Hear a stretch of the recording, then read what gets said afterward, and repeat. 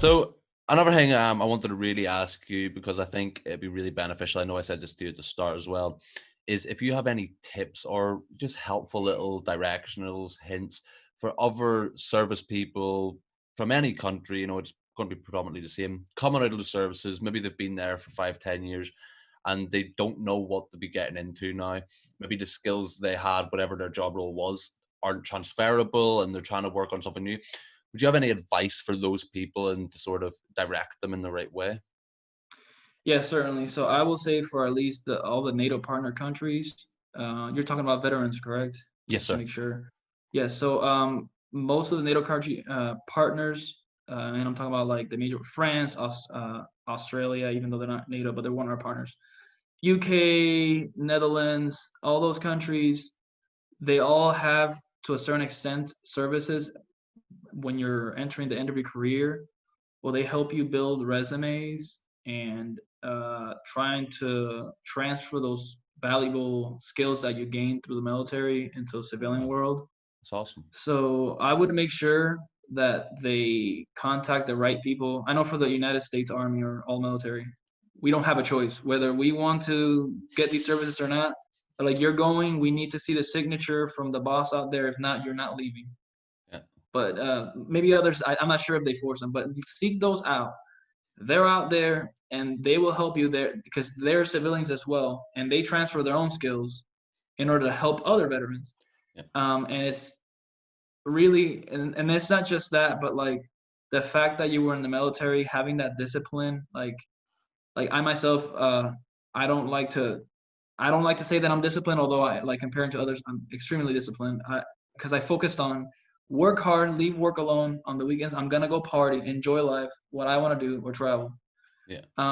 But when I talk to other professionals, like when I looked into applying for the jobs, just certain things that I list where they're like, you really did that, like you were that disciplined to do X, Y, Z, and I'm like, I'm thinking like, yes, isn't this normal? And they're like, no, like of course not. Use that. Like you have that discipline. As much as you don't want to call yourself the discipline, or you may drink on the weekends, you have that discipline that during the week you held up. You showed up in formation. You were able to stand for 30 minutes without moving. You were able to follow orders, even though you didn't agree with them. You followed them anyways, and you complained the whole way. But did you complete the mission? Yes, you did. And so, if you when you're going to the civilian world, a lot of people are not like that. When somebody gets a order for doing a certain job, they don't. It's not an automatic thing like whether I agree or not. Let's go. It's like some people, I've seen it myself. They'll argue or they just do something completely different. They don't have that instilled in them. Mm-hmm. That can be a benefit. It's not always a benefit. If you have a boss, that is a benefit. If you're trying to be your own boss, then you yourself have to formulate that for your employees, and Yeah. it's 100% transferable. That's awesome. So obviously we've talked about all these skills that were transferable, how you were able to do it. Was there any barriers to entry for you? Did you find there was any sort of speed bumps or sort of hiccups that you had to try and maneuver yourself around to get into this space?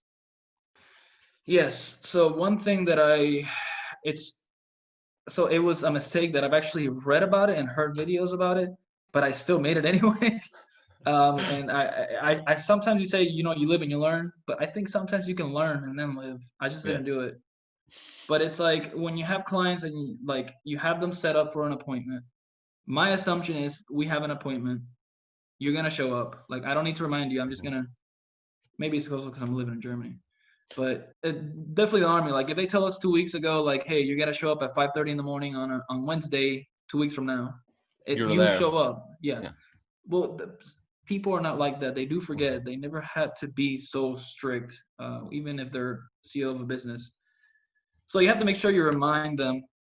So have a set schedule where you send them immediately the link, and then a certain amount of time before it, like I do 24 hours before. This worked the Mhm. best. Yeah. And I've seen through numbers that it's increased my like them showing up on time by I think it was like 60 something percent. So it like now that I do that, it's way lower than what was happening.